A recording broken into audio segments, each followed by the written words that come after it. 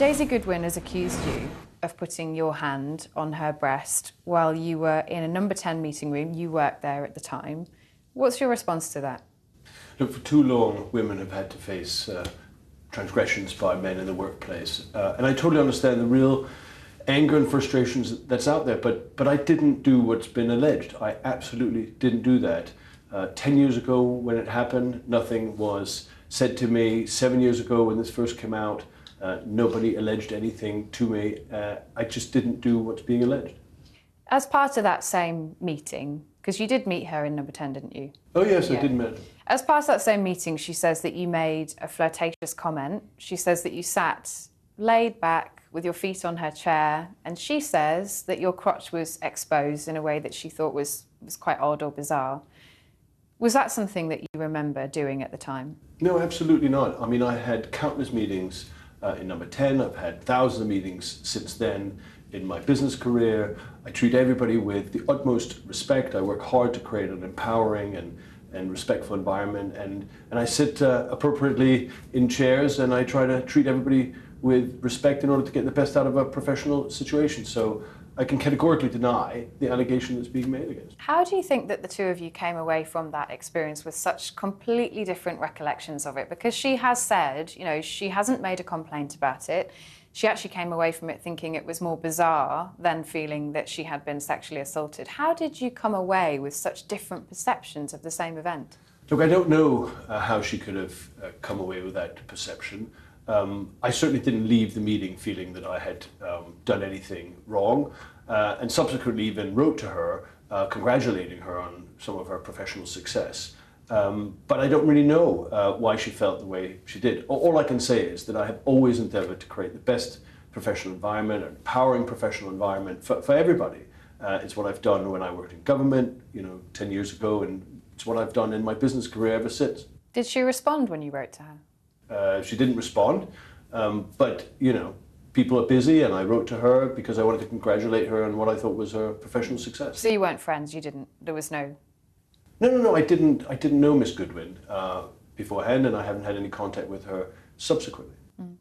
Has anyone ever made any similar accusations or questioned any of your behaviour since then or before then? No, categorically no. And it was never raised with you at the time by anyone in number 10 or at the party? Nobody ever asked you about any suggestions that had been made about the way that you behave with women? Nobody ever raised anything 10 years ago or subsequently. Did it come up during the vetting process? Because you're standing to be, of course, a candidate for the Mayor of London. Did this come up? Because as you mentioned, it has been in the public domain before. Yeah, during the process, I was asked about if there were any outstanding issues the party needed to be aware of. And I said to the party, 7 years ago, there was a story. I was never named in the story. And as far as I know, there was no investigation. But I did mention this to the party. Do you think, given what you've just said about the accusations or the allegations, do you think Miss Goodwin is making it up? What do you think's gone on here?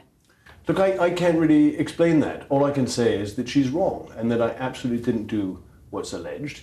As I said when we started talking, I totally understand the frustration that's out there. For too long, men have transgressed against women in the workplace, and I absolutely accept the importance of people having the opportunity to express, how they feel about things. But I can say that this did not happen.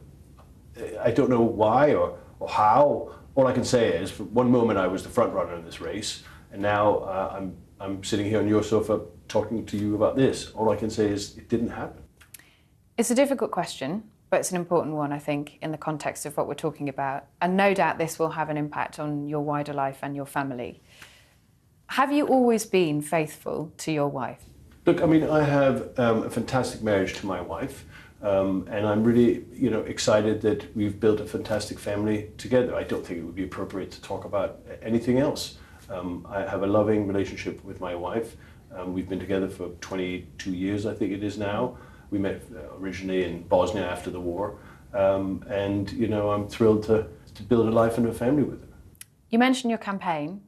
I assume, given that you're sat here today, that you assume that you will be continuing in that campaign. Absolutely. You know, I jumped into this campaign from the outside of politics because I think we have to rejuvenate what I've called the London dream. And I've been really excited by the fact that lots of people have written to me and come to hustings and joined my campaign because I think they want London to change, and they're frustrated with Sadiq Khan and the way he's mismanaged the city, and they want something different. And I think they're tired of identity politics and identikit politicians, and I've come along to offer something new and something fresh, and I think people are really excited about that prospect. Do you worry that this might have an impact on your campaign?